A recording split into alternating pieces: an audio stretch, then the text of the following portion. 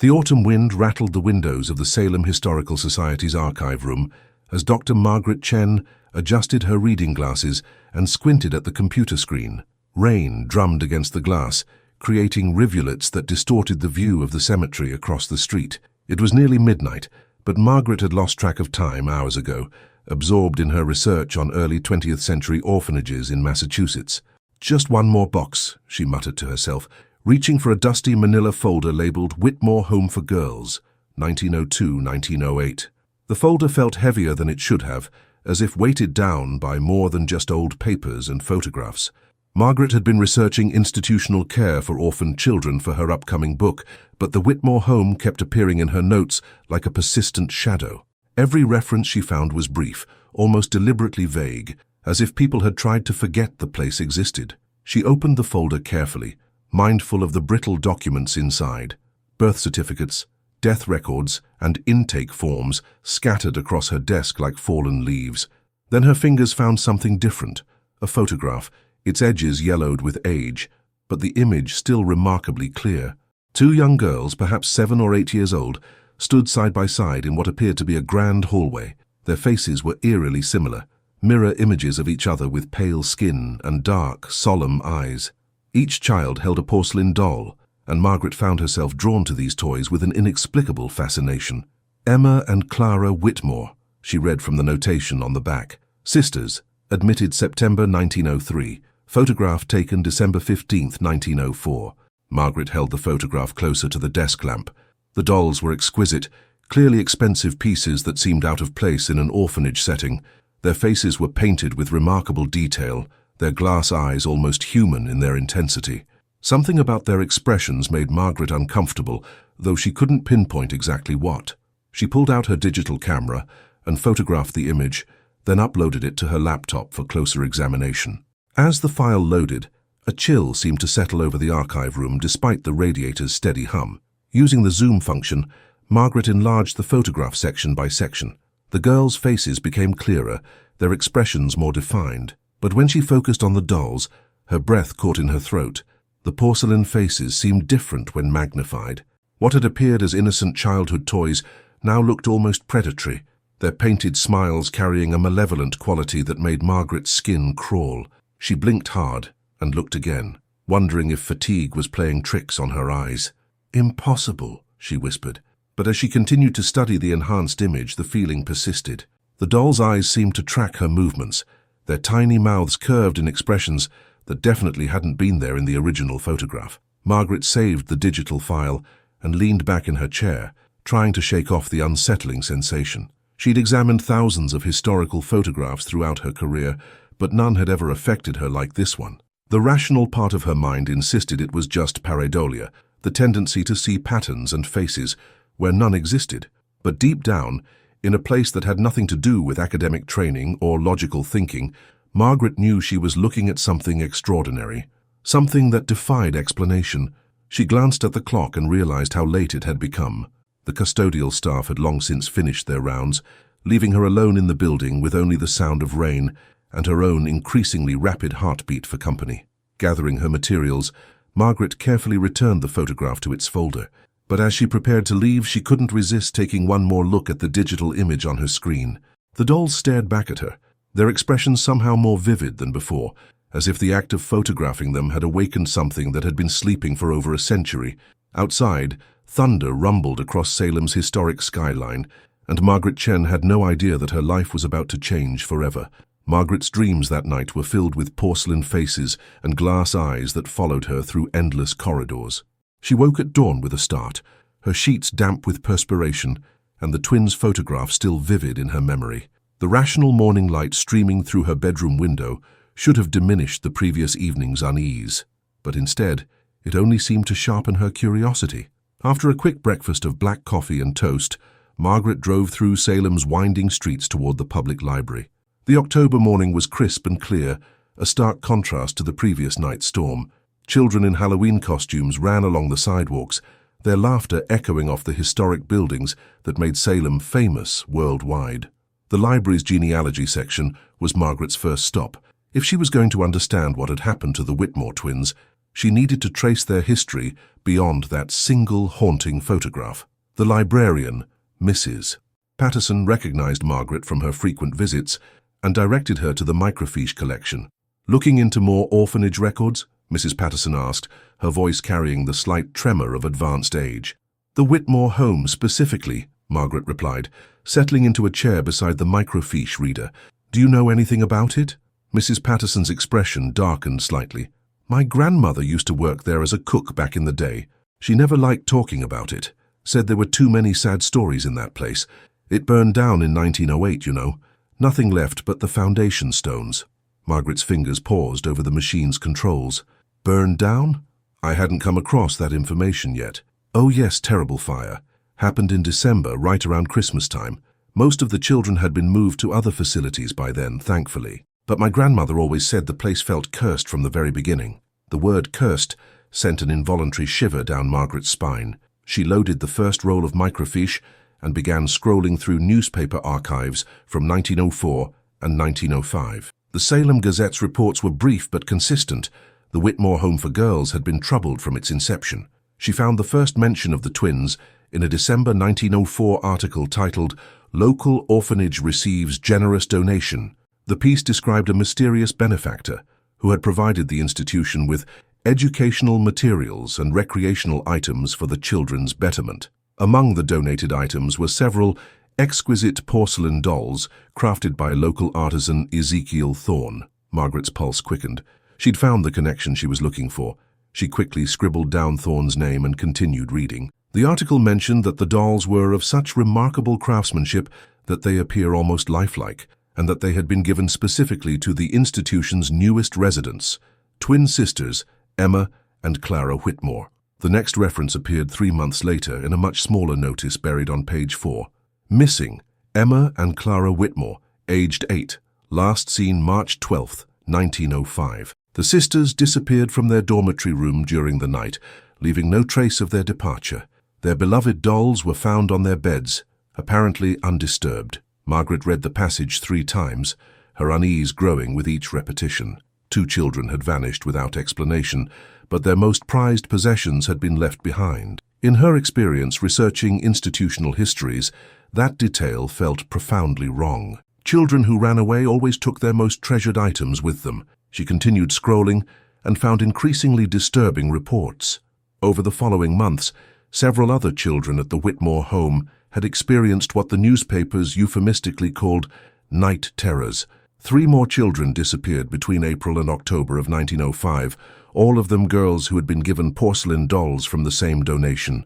The pattern was becoming clear, but it defied logical explanation.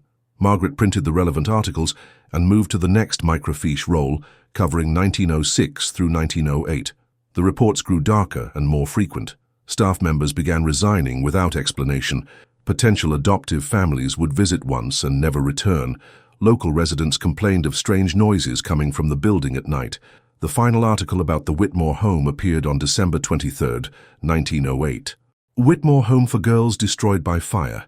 No casualties reported." The brief report mentioned that the building had been nearly empty when the fire started, with only the director and a skeleton staff remaining. All the children had been transferred to other institutions throughout New England over the previous year. But there was one detail that made Margaret's blood run cold. According to the fire marshal's report, the blaze had started in the basement, in a room that had been used to store donated materials no longer suitable for the children's use. Among the items destroyed were several porcelain dolls of unknown origin.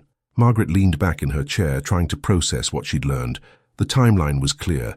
Dolls arrive, children disappear, staff flees, building burns down. It read like a supernatural thriller, not a historical record. But the most unsettling realization was yet to come. If all the dolls had been destroyed in the 1908 fire, how had the twins' photographs survived? And more importantly, what had happened to Emma and Clara Whitmore's dolls, the ones that had been found undisturbed on their beds after the girls vanished? Outside the library window, storm clouds were gathering again over Salem, and Margaret couldn't shake the feeling that she was being watched by eyes that had been waiting patiently for over a century. Margaret spent the rest of the morning researching Ezekiel Thorne, but the dollmaker proved to be an elusive figure in Salem's historical records. Unlike other prominent artisans of the early 1900s, Thorne seemed to exist only in the shadows of official documentation. No birth certificate, no marriage license, no property deeds, just scattered references to his work and a single business listing in the 1904 Salem directory. By noon, Margaret had gathered what little information existed. Thorne had operated a small workshop on Federal Street, in what was now part of Salem's tourist district. The building had been demolished in the 1960s to make way for a parking lot, but Margaret decided to visit the location anyway. Sometimes physical spaces held memories that documents couldn't capture. The drive through downtown Salem took her past the famous House of Seven Gables and the Salem Witch Museum, both crowded with October tourists seeking thrills from the city's dark past. Margaret parked near the old Federal Street site and walked to where Thorne's workshop would have stood over a century ago. The parking lot was unremarkable, surrounded by modern shops selling witch-themed souvenirs and Halloween decorations. But as Margaret stood on the cracked asphalt, she felt an odd sensation, as if the ground beneath her feet held some residual energy from the building that had once occupied this space. "Excuse me, are you looking for something specific?" Margaret turned to find an elderly man watching her with curious eyes. He wore a worn leather jacket and carried a metal detector, clearly one of the amateur historians who frequented Salem's historic sites. "I'm researching a dollmaker who had a shop here in the early 1900s, Margaret replied. "Ezekiel Thorne. Did you ever hear that name?" The man's expression shifted, becoming wary. "Where did you come across that name?" "Historical documents." "Why? Do you know something about him?" The man glanced around nervously, as if checking to make sure they weren't overheard. "My name's Robert Kelly.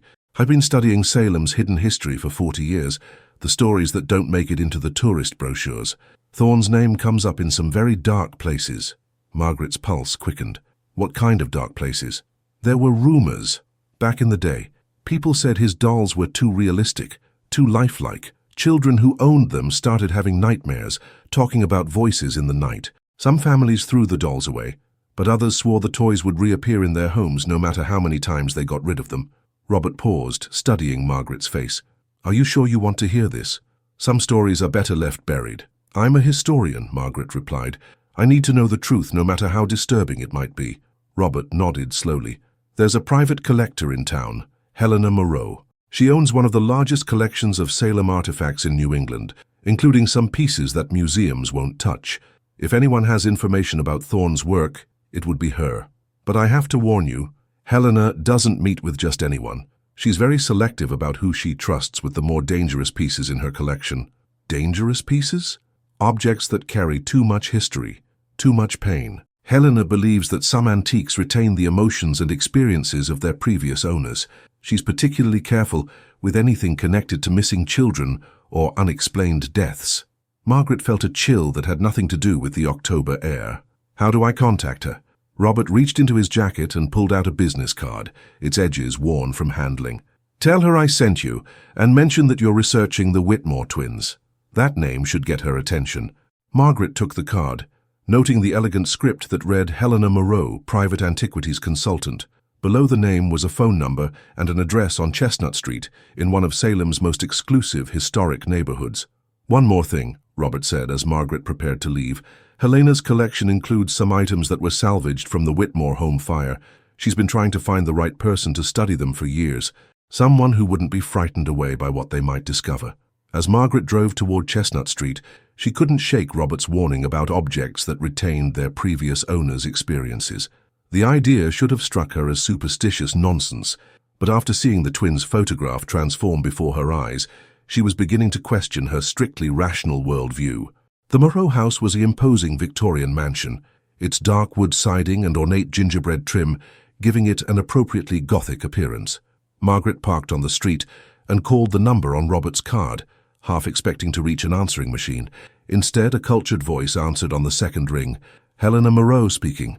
"Ms. Moreau, my name is Dr. Margaret Chen. Robert Kelly suggested I contact you about some research I'm conducting." There was a pause, then, "What kind of research, Dr. Chen?" "I'm investigating the Whitmore twins and their connection to Ezekiel Thorne's dolls." The silence that followed lasted so long that Margaret wondered if the call had been disconnected.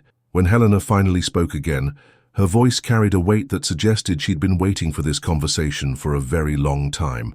Dr. Chen, I believe it's time we met. Can you come to my house immediately? And please bring whatever materials you've already gathered. We have a great deal to discuss, and I'm afraid time may be running shorter than you realize. Helena Moreau opened her front door before Margaret could knock, as if she had been watching from the window. The woman was perhaps 70, with silver hair pulled back in an elegant chignon and pale blue eyes that seemed to see more than they revealed. She wore a burgundy velvet dress that belonged to another era, and her movements carried the deliberate grace of someone accustomed to handling precious, fragile things.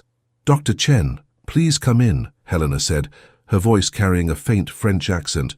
"I've been expecting someone like you for quite some time."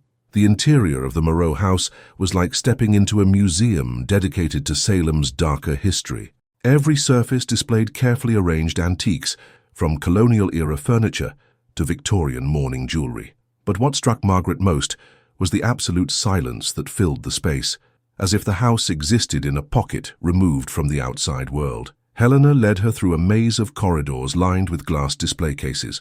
Margaret caught glimpses of their contents, old photographs, tarnished silver items, and what appeared to be children's toys from various time periods.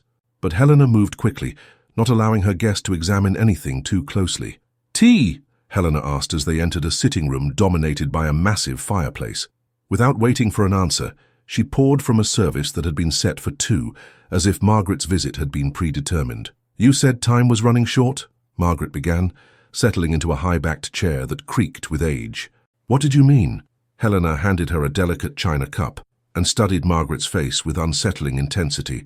"Every October, as Halloween approaches, certain objects in my collection become more active, more aware. The veil between past and present grows thinner, and things that have been sleeping begin to stir." Margaret sipped her tea, noting its unusual herbal flavor. "When you say active, what exactly do you mean?" "I mean that some antiques are more than mere objects, Dr. Chen. They are repositories of human experience, containers for emotions so powerful they refuse to fade with time. And the items I salvaged from the Whitmore home are among the most potent I've ever encountered." Helena rose and walked to an ornate cabinet against the far wall. She withdrew a key from a chain around her neck and unlocked the cabinet's glass front. Inside, Margaret could see several items arranged on black velvet: a small silver locket, a child's leather shoe, and what appeared to be fragments of porcelain. "These pieces were recovered from the basement of the Whitmore home after the fire," Helena explained, her voice dropping to almost a whisper. "The fire chief found them in a lead-lined room that had somehow survived the blaze. They were arranged in a circle, as if someone had been conducting some kind of ritual." Margaret stood and moved closer to the cabinet. The porcelain fragments were clearly parts of dolls. A tiny hand here, part of a face there, pieces of elaborate miniature clothing. But even broken and scattered, they seemed to emanate an aura of malevolence that made the hair on Margaret's arms stand on end. "There were 3 complete dolls among the wreckage," Helena continued. "I managed to acquire 2 of them through private channels. The third disappeared from the evidence room at the Salem Police Department and was never recovered." "Where are the 2 complete dolls now?" Margaret asked, though part of her dreaded the answer. Helena's expression grew grave, safely contained for the moment. "But their influence has been growing stronger each year, especially as we approach the anniversary of the twins' disappearance. March 12th seems to be a significant date in their calendar." Margaret turned away from the cabinet, unable to shake the feeling that the porcelain fragments were somehow watching her. "Helena, I need to ask you something that's going to sound completely irrational. When I photographed the twins' picture yesterday, the dolls seemed to change when I enlarged the image. Their expressions became more malevolent, more alive. Is that possible?" Helena nodded without surprise. "Photography can sometimes capture essences that the naked eye cannot see. It's a form of scrying, really, looking beyond the surface of things. The fact that you were able to perceive the change suggests you have a sensitivity to paranormal phenomena." "I'm a historian, not a psychic," Margaret protested. "I deal in facts and documentation, not supernatural speculation. And yet here you are, asking me about impossible things because you've seen them with your own eyes." Helena returned to her chair and fixed Margaret with a steady gaze.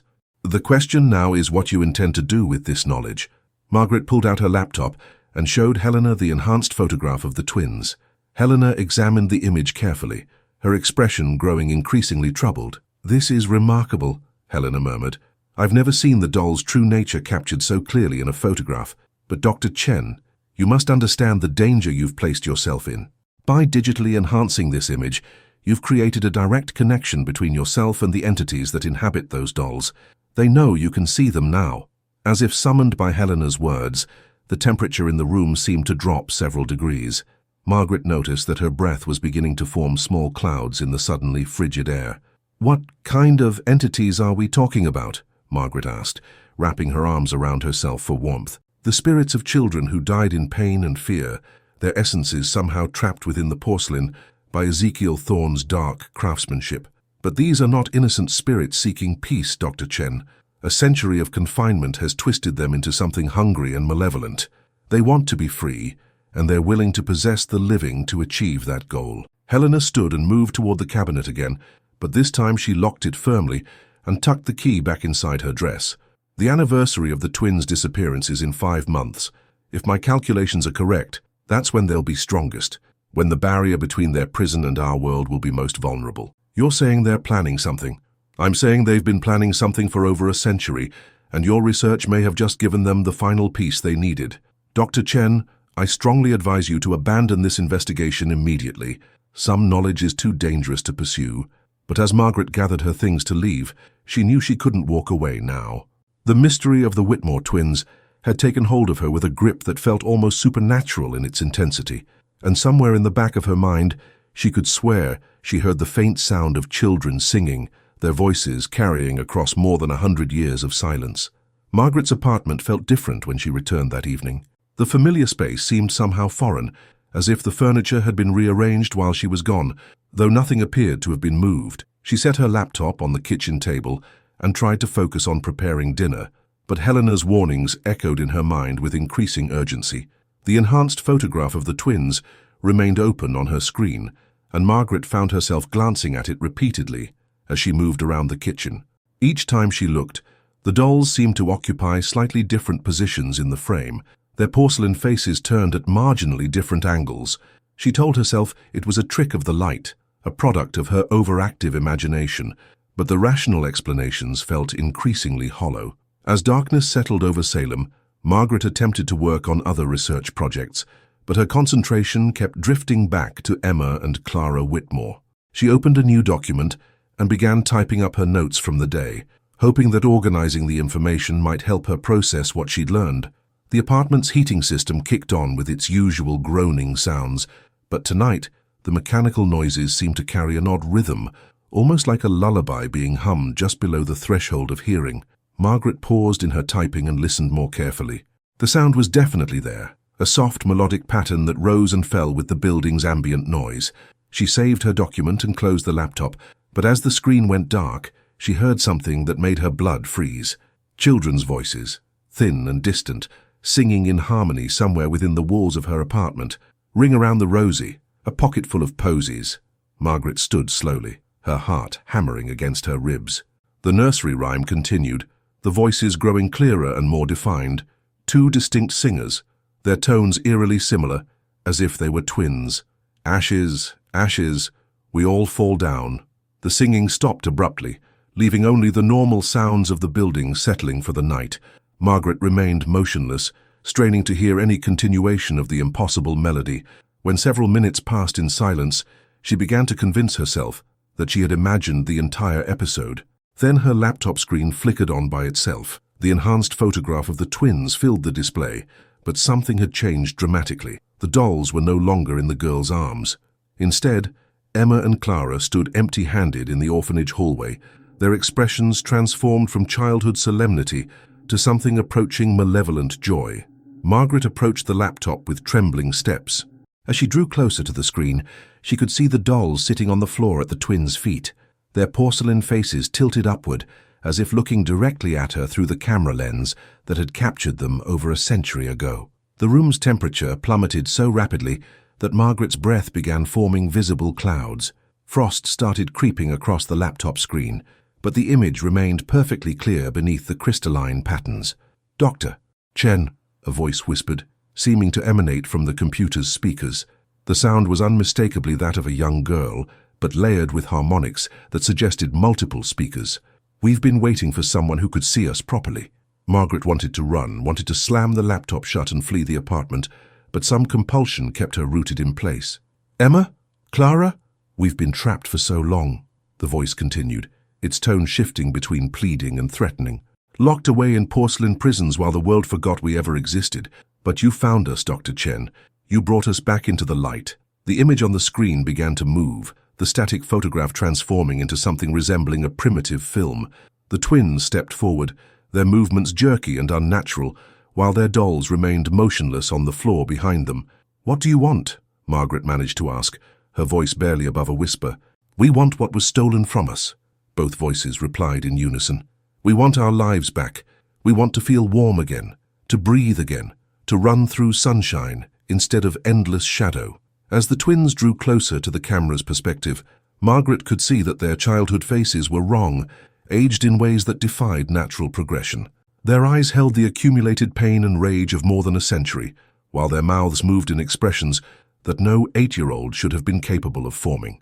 The dollmaker promised us eternal life, Emma's voice continued alone. He said we would never have to fear death or abandonment again, but he lied.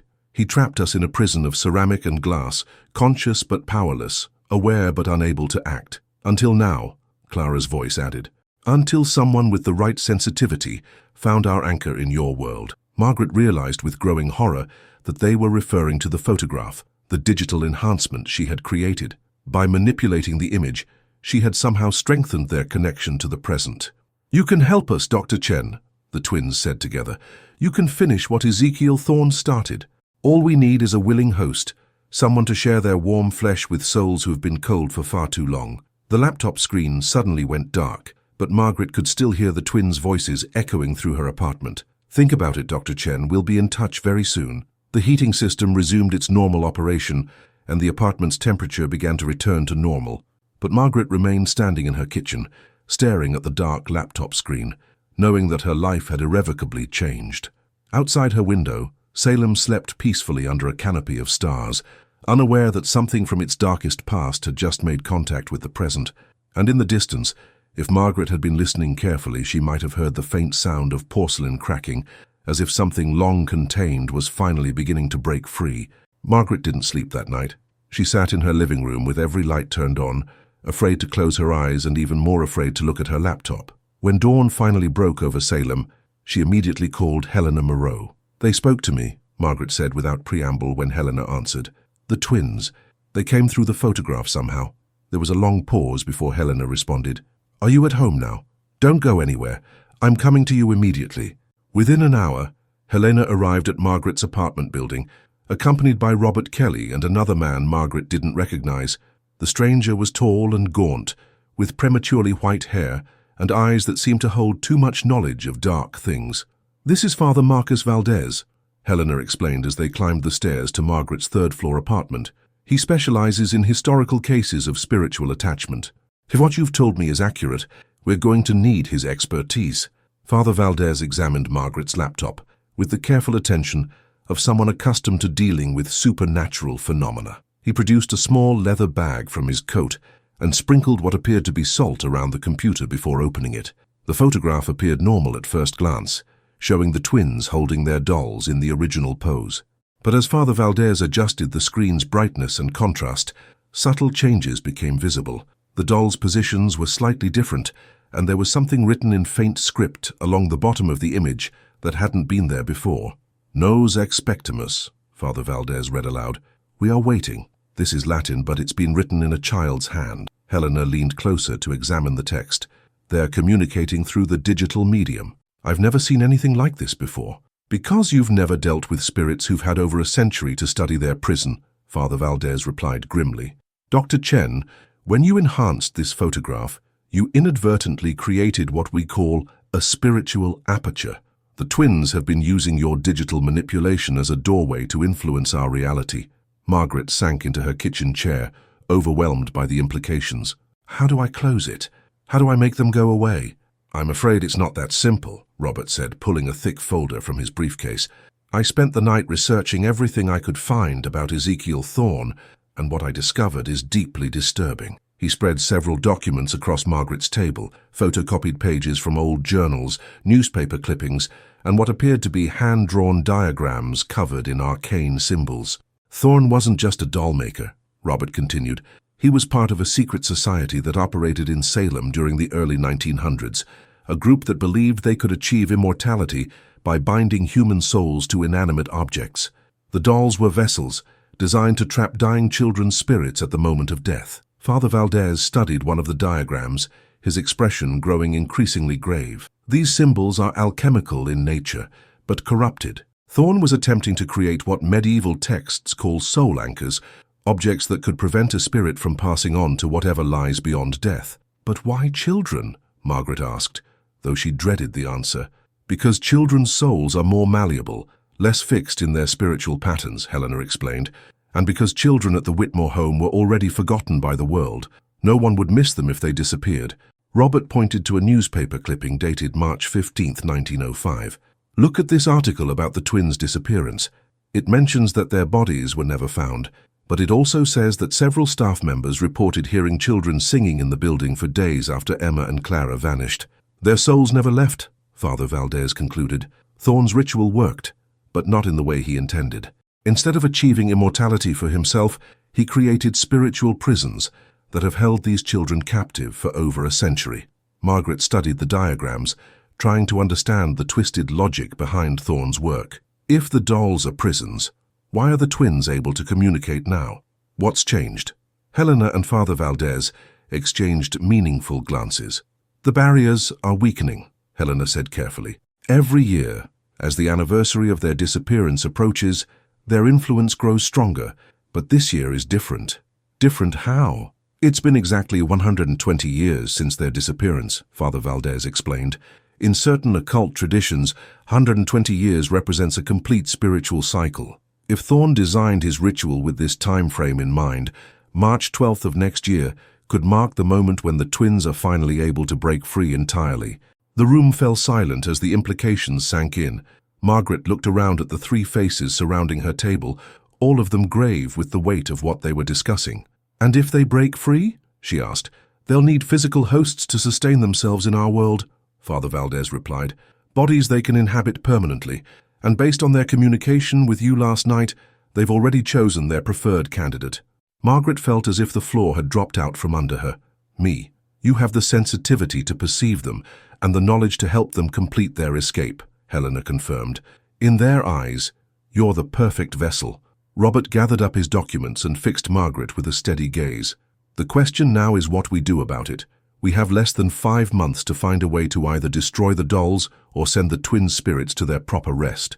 And if we fail? Margaret asked. Father Valdez closed his leather bag and stood to leave. If we fail, Dr. Chen, then on March 12th, you'll cease to exist as yourself. The twins will inhabit your body, and they'll finally have the warm, living flesh they've been craving for more than a century. As the three visitors prepared to leave, Margaret felt more alone than she ever had in her life. The comfortable world of academic research and historical documentation had crumbled around her, replaced by a reality where century-old spirits could reach through time to claim the living. Outside her window, Salem continued its daily routine, unaware that its darkest secret was stirring once again, and that the approaching winter would bring more than just cold weather to the ancient city. The manifestations began 3 days after Father Valdez's visit. Margaret first noticed them as subtle disturbances, books rearranging themselves on her shelves when she wasn't looking, her coffee mug moving from one room to another, water running in her bathroom sink despite the faucets being turned off. She documented each incident meticulously, trying to maintain some semblance of scientific objectivity even as her world descended into supernatural chaos. By the end of the week, the disturbances had escalated dramatically. Margaret woke one morning to find her apartment's walls covered in children's drawings, sketched in what appeared to be charcoal, but felt oily and cold to the touch. The images depicted 2 girls playing with dolls in various settings. A playground, a bedroom, a dark basement filled with other children who lay motionless on the ground. She photographed the drawings before scrubbing them away, but they reappeared the next night, this time accompanied by the sound of children giggling in her walls. The laughter followed her throughout the apartment, seeming to emanate from heating vents, electrical outlets, and the spaces between floorboards. Margaret called Helena for advice, but the older woman's counsel was both practical and terrifying. Don't try to communicate with them directly, Helena warned during their phone conversation. Every interaction strengthens their connection to you. Document everything, but don't engage. We're working on a solution, but we need more time. Time, however, seemed to be accelerating beyond Margaret's control. Her laptop had become completely unusable, the screen displaying nothing but the twins' photograph no matter what programs she tried to open. Worse, the image continued to evolve daily, showing Emma and Clara in different poses, different settings, always accompanied by their porcelain companions. On Thursday evening, Margaret discovered that the manifestations weren't confined to her apartment. She stopped at a local coffee shop near Salem State University, seeking refuge in a public space where she might feel safer. But as she sat with her laptop at a corner table, trying to work on other research projects using pen and paper, she became aware that other customers were staring at her. "Excuse me," said a young woman at the next table. "Are those your daughters?" Margaret looked up in confusion. "I'm sorry." The woman pointed toward the empty chair across from Margaret. "The two little girls. They've been sitting there for the past 10 minutes, just watching you write." Margaret's blood turned to ice as she followed the woman's gaze. She saw nothing, but the woman's expression indicated she was looking at something very real and very present. "They're so pale," another customer commented, "and their dresses look like they're from another century. Are you filming some kind of historical documentary?" Margaret gathered her things and fled the coffee shop, but she could feel invisible eyes following her all the way to her car. As she drove home through Salem's narrow streets, she glimpsed movement in her peripheral vision, small figures sitting in her back seat, reflected in her rearview mirror, but absent when she turned to look directly. That night, the twins spoke to her again, but this time they didn't need her laptop as a conduit. Their voices came from everywhere and nowhere, filling her apartment with whispered conversations that seemed to be occurring just beyond the edge of hearing. "Dr. Chen, you're fighting us so hard." Emma's voice drifted from her bedroom. "Why won't you let us help you? We could share such wonderful memories," Clara added from the kitchen. "All the games we never got to play, all the birthdays we never got to celebrate." Margaret locked herself in her bathroom, the only room that seemed to offer temporary sanctuary from their presence. But even there she could see childish handprints appearing in the steam on her mirror, accompanied by messages written in a spidery script. "We're getting stronger," one message read.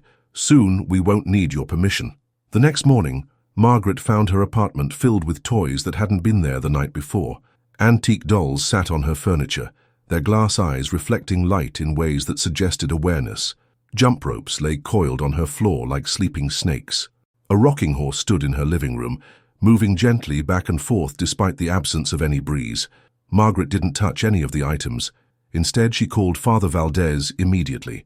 "The boundary between their realm and ours is collapsing around you," he explained when he arrived an hour later, carrying a bag filled with religious implements.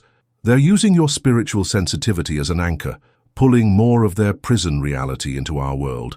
Father Valdez moved through the apartment, sprinkling holy water and reciting prayers in Latin.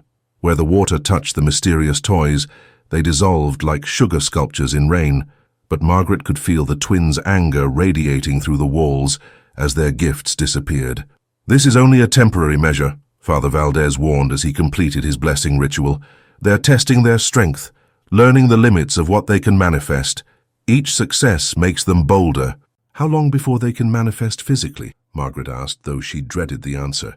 "Based on the escalation pattern I've observed, I'd estimate we have perhaps 6 weeks before they can maintain solid form for extended periods.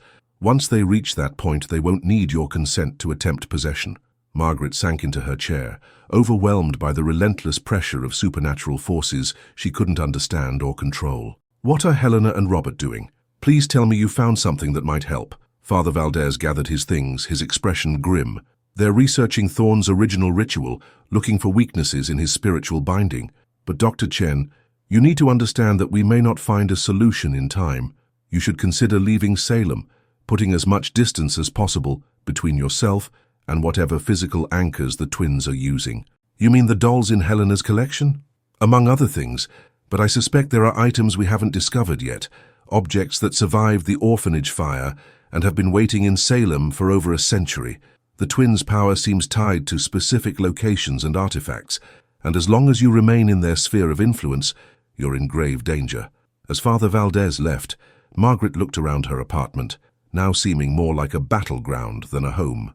Every shadow could hide watching eyes, every silence might conceal whispered threats, and with each passing day she could feel her own will weakening, her resistance to the twins' increasingly seductive promises beginning to crumble under the weight of supernatural pressure that seemed designed to wear down her defenses, one terrifying manifestation at a time. Margaret didn't follow Father Valdez's advice to leave Salem. Something deeper than academic curiosity kept her anchored to the city, a compulsion she couldn't quite explain. Instead, she moved into a small bed and breakfast on Essex Street, hoping that changing locations might provide temporary relief from the twins' increasingly aggressive manifestations. The Hawthorne Inn was a converted 18th-century mansion that catered primarily to tourists seeking authentic colonial atmosphere. Margaret chose it specifically because its age might offer some protection. Older buildings often had spiritual defenses built up over centuries of human habitation. For the first night in weeks, she slept without interruption, though she woke with the unsettling feeling that she was being watched by benevolent rather than malevolent eyes.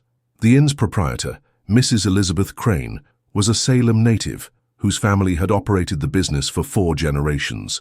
Over breakfast, Margaret mentioned her research into the Whitmore Home, and Mrs. Crane's reaction was immediate and telling. "My great-grandmother Sarah worked as a seamstress in Salem during those years," Mrs. Crane said, her voice dropping to a whisper. "She used to tell stories about that place that would curl your hair, said there were sounds coming from the building that had nothing to do with children playing." "What kind of sounds?" Mrs. Crane glanced around the dining room, ensuring they wouldn't be overheard by other guests. "Machinery, like clockwork running day and night, coming from the basement, and singing that didn't sound quite human, voices that carried too far on the wind." Margaret's pulse quickened. "Did your great-grandmother ever mention Ezekiel Thorne?" "Oh, yes. She knew him personally. Did some mending for his workshop, though she never liked going there. Said he had eyes like a dead fish and hands that were always cold, even in summer. But there's something else you should know, Dr. Chen. Great-grandmother Sarah kept a journal, and some of her entries about Thorne might interest you." Mrs. Crane disappeared into the inn's office and returned with a leather-bound book, its pages yellow with age. She opened it carefully and pointed to an entry dated November 1904. "E. Thorne brought another commission today," Margaret read aloud. $3 for the orphanage, but these were different from his usual work. He insisted I use threads blessed by Pastor Williams, said the garments needed special protection. When I asked protection from what, he just smiled and said, "From the children who will wear them." I don't like the man's manner, but his payment is always prompt. Margaret looked up from the journal. "Blessed threads. Pastor Williams ran the first Congregational Church back then. Great-grandmother mentions him several times in connection with Thorne's work. Apparently, the pastor had some knowledge of spiritual protection, though he was very secretive about his involvement." Mrs. Crane turned several pages and found another relevant entry. "Here, December 20th, 1904. Pastor Williams came to the house today, very agitated. Said he'd discovered the true purpose of the threads I'd been blessing for Thorne's dolls. Made me swear never to do such work again. When I pressed him for details, he said only that some souls should not be prevented from finding their rest. He's asked me to destroy any remaining blessed materials, which I did immediately." Margaret felt pieces of the puzzle clicking into place. Pastor Williams realized Thorne was using blessed materials to strengthen his soul-binding rituals. He was unknowingly helping to create the spiritual prisons. "That's what I've always assumed," Mrs. Crane agreed. "But here's the interesting part. Pastor Williams didn't just stop helping Thorne. According to family stories, he spent the last years of his life creating countermeasures." "What kind of countermeasures?" Mrs. Crane led Margaret to a bookshelf in the inn's parlor and retrieved a small wooden box from behind a row of antique novels. Inside, wrapped in faded silk, was a collection of small objects, carved wooden crosses, stones inscribed with symbols, and what appeared to be dried herbs bound with silver wire. "These have been passed down through my family for 4 generations, Mrs. Crane explained. Great-grandmother said Pastor Williams gave them to her just before he died, told her they might be needed someday to protect innocent people from Thorne's legacy."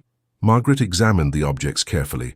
The wooden crosses were carved with intricate patterns that seemed to shift and move when she wasn't looking directly at them. The inscribed stones felt warm to the touch despite the cool morning air, and the herb bundles emitted a faint fragrance that was both calming and energizing. Pastor Williams believed that Thorne had hidden other artifacts around Salem, Mrs. Crane continued. items that were too dangerous to keep in his workshop, but too valuable to destroy. The pastor spent years trying to locate and neutralize them, but he died before completing his work. Do you think these protective items would help in my situation? Mrs. Crane's expression grew serious. Dr. Chen, I don't know exactly what you're dealing with, but I recognize the signs. My family has been guardians of these objects for over a century, waiting for someone who would need them.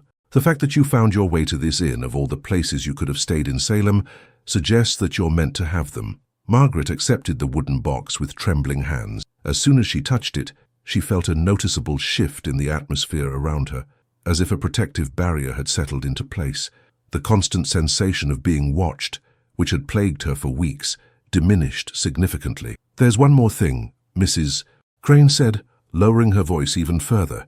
Great-grandmother's journal mentions a hidden room in the basement of the old Congregational church. Pastor Williams sealed it before his death, but he left instructions for reopening it if Thorne's work ever resurfaced. The church is still standing.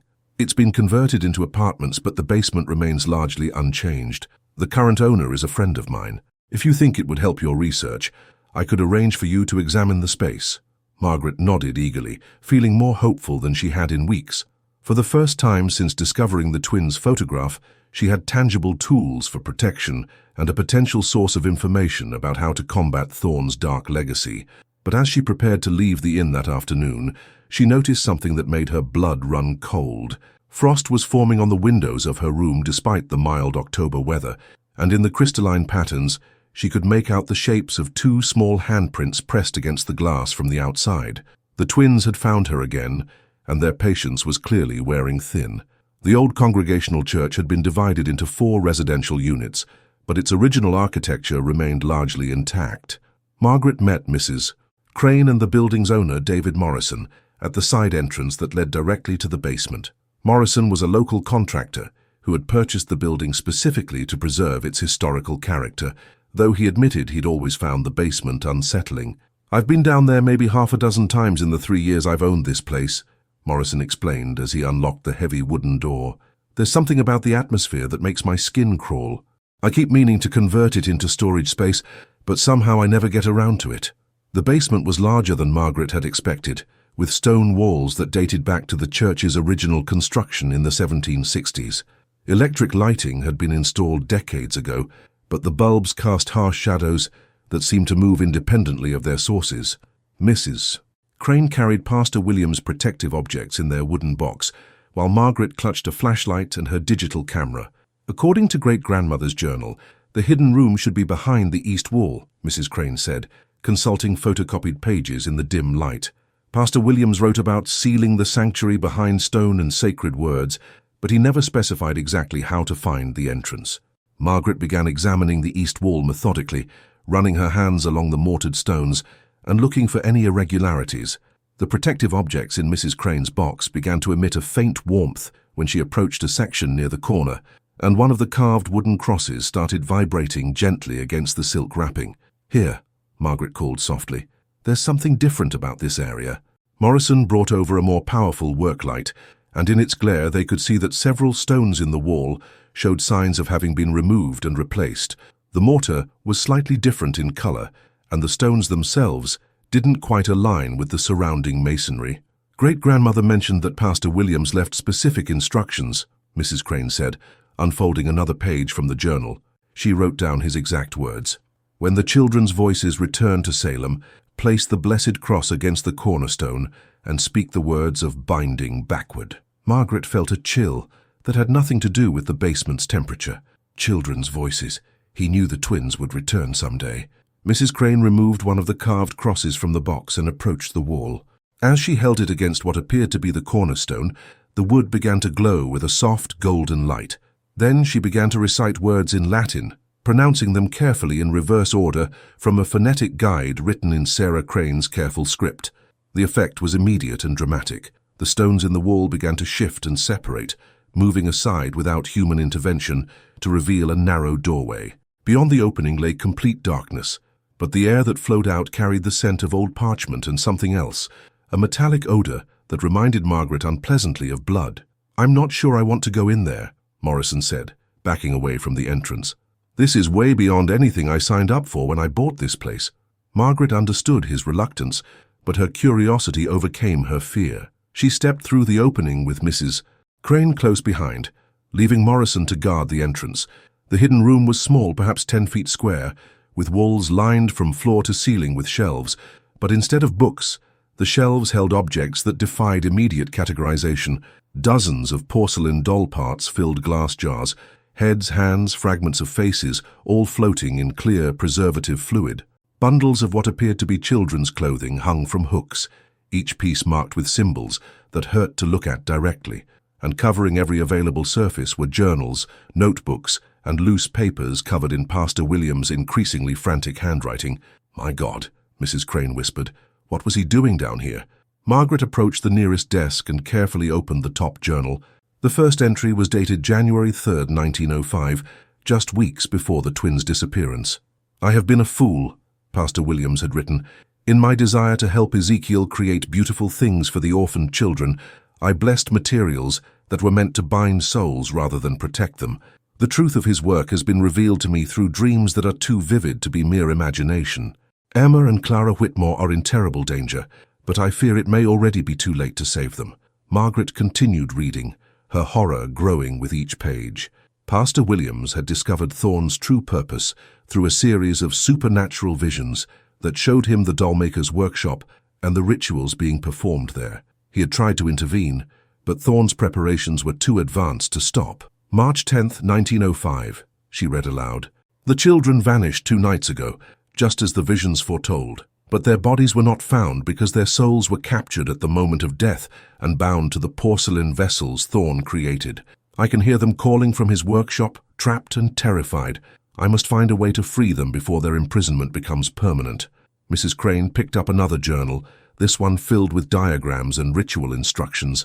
"Look at this." He was trying to create a reversal ceremony, something to break the soul bindings and allow the spirits to pass on naturally. Margaret found the final journal, its pages growing increasingly erratic as Pastor William's mental state deteriorated under the pressure of his supernatural knowledge.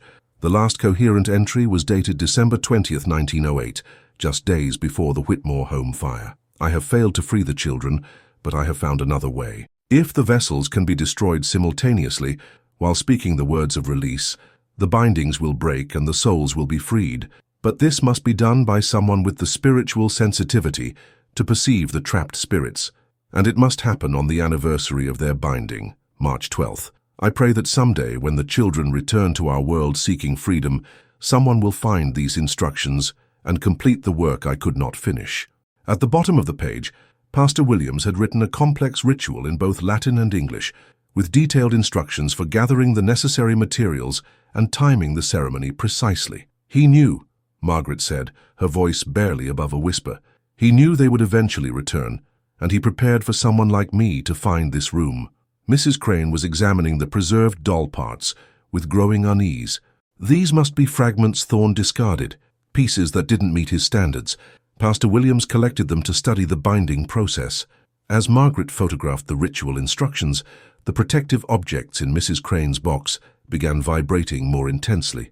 The basement's temperature dropped noticeably, and from somewhere far above them came the sound of children singing, the same nursery rhyme Margaret had heard in her apartment, but now carried by multiple voices. "They know we're here," Mrs. Crane said. "They know we've found Pastor William's work."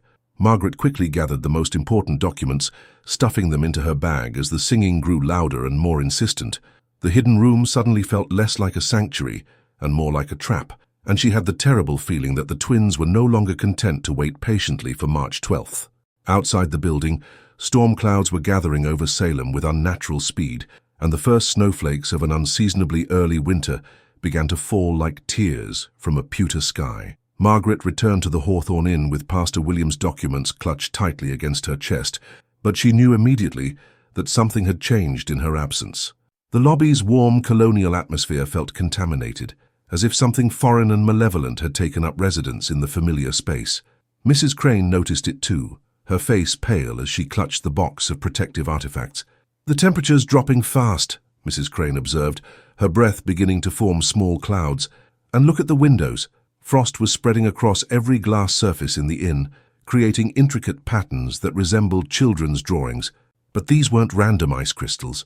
They were deliberate images showing two girls at play, their forms becoming more detailed and lifelike with each passing moment.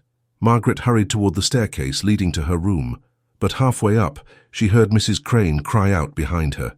Turning, she saw the innkeeper frozen in place, her eyes wide with terror as she stared at something Margaret couldn't see. "They're here," Mrs. Crane whispered, "standing right next to you on the stairs. They're holding hands and they're smiling, but their smiles are all wrong." Margaret felt a chill that went deeper than physical cold as invisible hands brushed against her arms.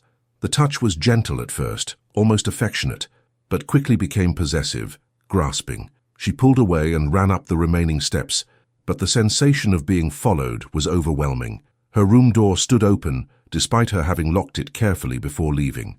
Inside, every surface was covered with children's toys, the same antique dolls and games that had appeared in her apartment, but now accompanied by new additions. A Victorian dollhouse sat on her bed, its tiny rooms furnished in perfect detail and populated with miniature figures that looked disturbingly familiar. Margaret approached the dollhouse cautiously and peered into its windows. The figures inside were unmistakably meant to represent real people: herself, Helena, Father Valdez, Robert, Mrs. Crane. But the tiny Margaret figure was positioned in the dollhouse's nursery, surrounded by porcelain dolls, her painted face wearing an expression of vacant contentment. "Do you like our gift, Dr. Chen?" Emma's voice drifted from the dollhouse's tiny rooms. "We've been practicing for when we all live together." "Soon you won't have to carry those heavy thoughts anymore," Clara added. "We'll take care of everything for you. All the decisions, all the worries, all the pain of being alone." Margaret backed away from the dollhouse, but found herself trapped as the room's temperature plummeted to freezing. Ice began forming on the walls, and in its crystalline surface she could see the reflection of two young girls standing directly behind her. "You found Pastor William's room," Emma said, her voice now coming from directly over Margaret's shoulder.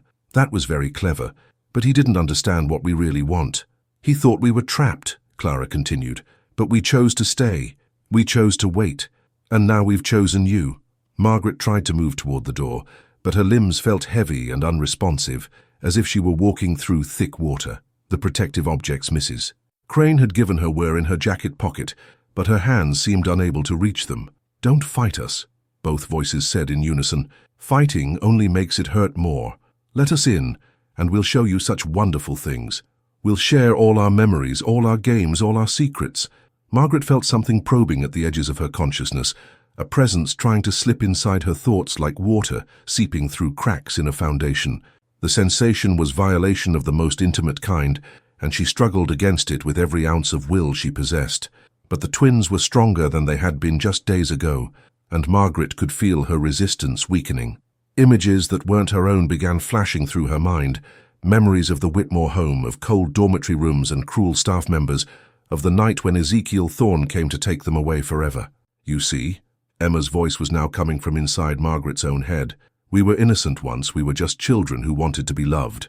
But the dollmaker changed us," Clara added, "made us into something that could never die, never leave, never be abandoned again." Margaret managed to force her hand into her jacket pocket and close her fingers around one of Pastor William's carved crosses. The moment she touched it, the wooden artifact burst into warm light, and the twins' presence recoiled like shadows fleeing from flame. "You can't hide behind those trinkets forever," Emma hissed, her voice now carrying a distinctly non-human quality. "Pastor Williams is dead, and his protection grows weaker every day. We've been patient for so long," Clara added, "but our patience has limits. March 12th is still months away, but we don't need to wait that long anymore." The dollhouse on Margaret's bed began to shake violently, its tiny rooms rearranging themselves as the miniature figures inside moved with apparent life. The small Margaret figure was lifted by invisible hands and carried toward the nursery, where porcelain dolls waited with arms outstretched. "Tomorrow night," both twins said together, "when the moon is dark and Salem sleeps, we'll come for you properly. No more games, no more warnings. You'll join us willingly, or we'll take you anyway." The ice on the walls began to crack and fall away as the room's temperature suddenly returned to normal. The dollhouse collapsed into a pile of splintered wood and broken miniatures, and the antique toys dissolved like sugar in water. But Margaret could still feel the twins' presence lingering at the edges of her perception, waiting and watching. Mrs. Crane appeared in the doorway, still clutching the box of protective objects. "Are you all right? I felt something terrible happening up here." Margaret nodded shakily, though she was far from all right. "They tried to possess me. They're getting strong enough to attempt it without waiting for the anniversary." "Then we need to act quickly," Mrs. Crane said.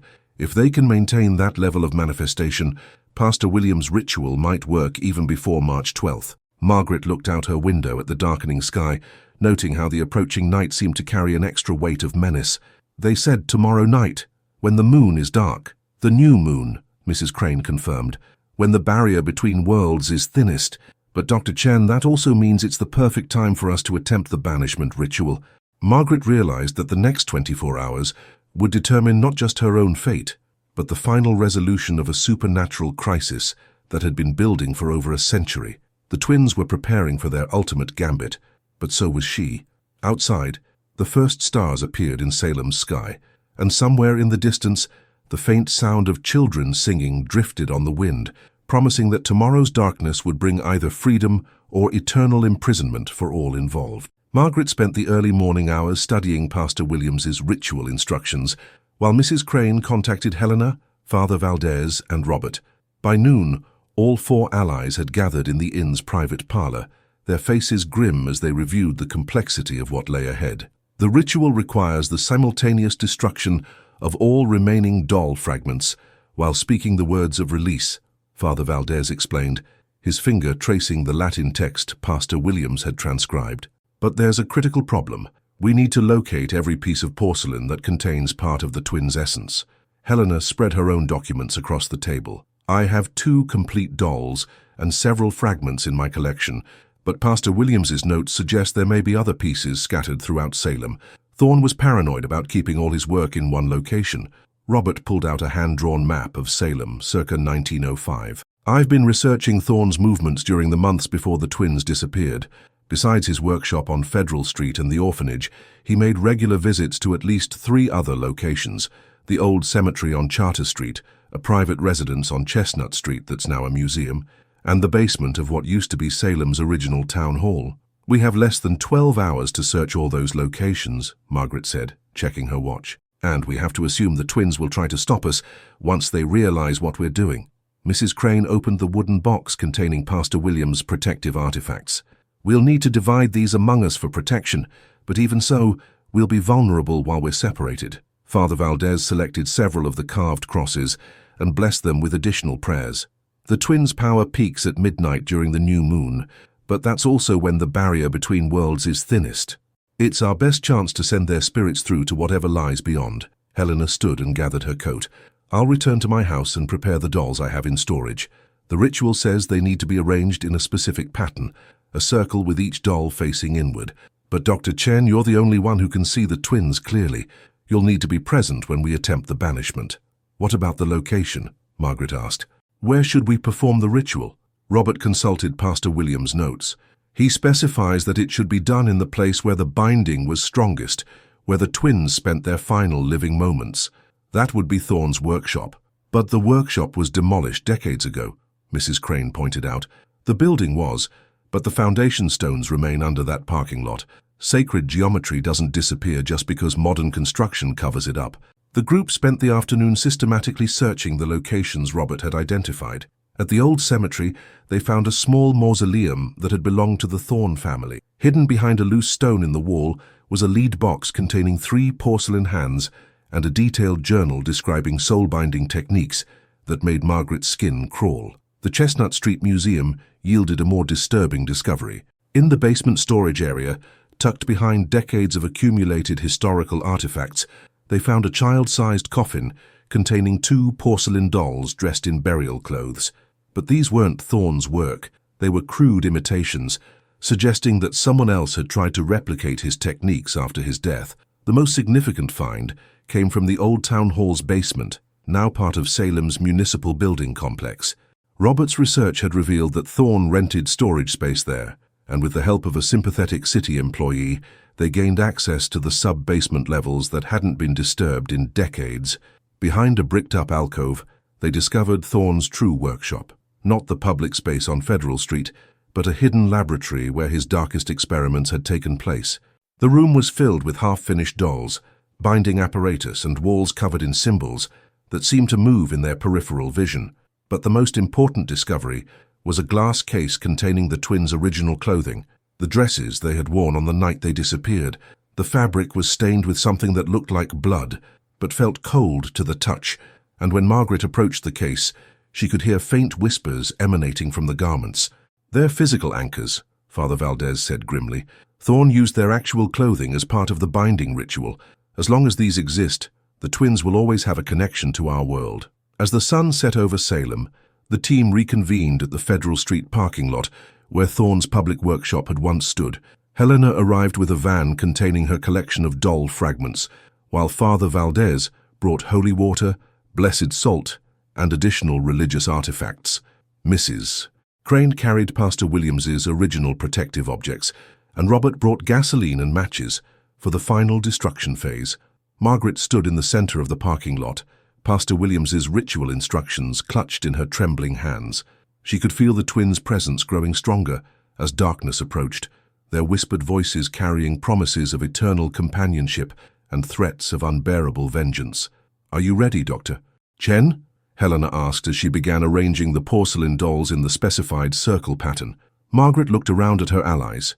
These 4 people who had risked everything to help her confront a supernatural threat they barely understood. The rational part of her mind still struggled to accept what they were about to attempt, but the evidence of her own eyes had long since overwhelmed her scientific skepticism. "As ready as anyone can be for something like this," she replied. As the moon's absence plunged Salem into deeper darkness, Margaret began to recite the Latin words Pastor Williams had transcribed over a century ago. But before she could complete the first verse, the air around them began to shimmer and crack, and 2 small figures stepped out of the shadows between streetlights. Emma and Clara Whitmore stood at the edge of the parking lot, no longer the innocent children from the photograph, but something far more terrible. Their eyes glowed with otherworldly light. Their clothing hung in tatters that defied wind and gravity, and their smiles promised consequences that would last far beyond death. "Hello, Dr. Chen," they said in unison, their voices carrying harmonics that made the pavement crack beneath their feet. "We've come to collect what belongs to us." The twins' physical manifestation was more horrifying than anything Margaret could have imagined. Emma and Clara stood before them, with the terrible beauty of porcelain brought to life, their skin gleaming with an unnatural sheen and their movements possessing the jerky precision of mechanical dolls. But their eyes held depths of pain and rage that spoke of more than a century of conscious imprisonment. "You found all our pieces," Emma said, her voice carrying the sound of breaking glass. "How thoughtful of you to gather them in one place. It will make reclaiming them so much easier," Clara added, taking a step closer to the circle of artifacts Helena had arranged. Father Valdez raised one of Pastor Williams's crosses, and the twins recoiled slightly, but their retreat was temporary. The protective artifacts that had repelled them so effectively in enclosed spaces seemed weaker here in the open air, under the influence of the moonless sky. "Continue the ritual," Helena urged Margaret. "Don't let them distract you from the words."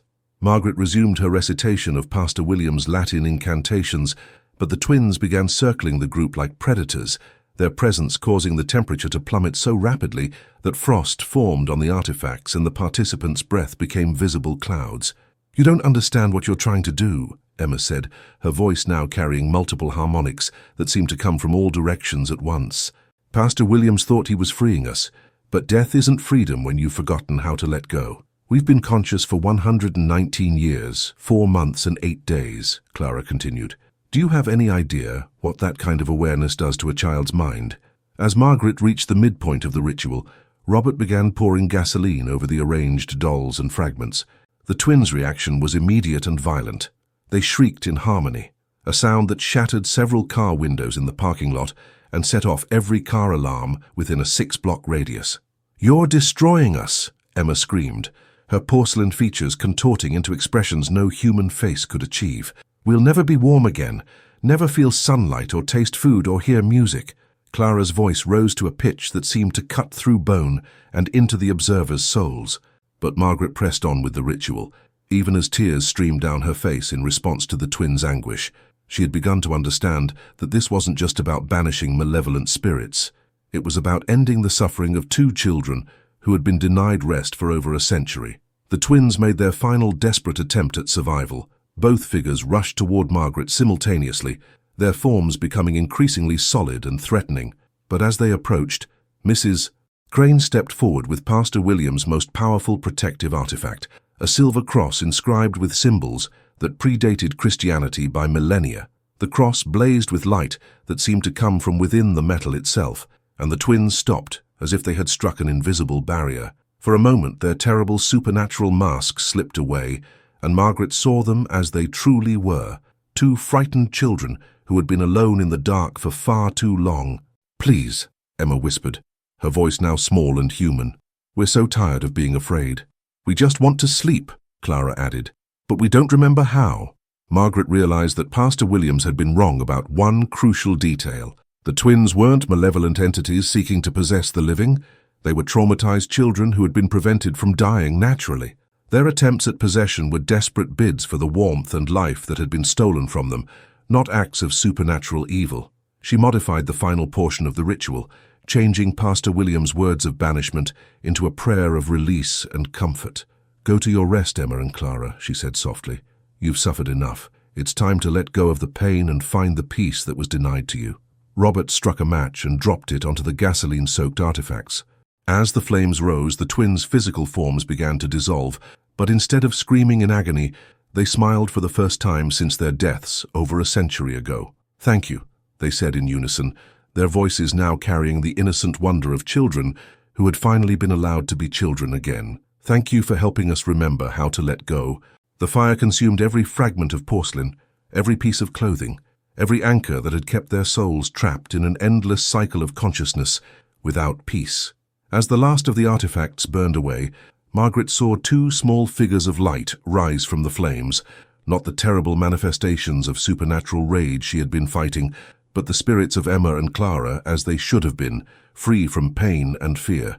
The figures of light hovered for a moment above the dying fire, and Margaret could swear she heard them laughing with joy before they faded into whatever lay beyond the veil of death. The parking lot fell silent, except for the crackling of burning debris and the distant sound of Salem settling into peaceful sleep. Father Valdez extinguished the remaining flames with blessed water, while Helena gathered the ashes for proper burial in consecrated ground.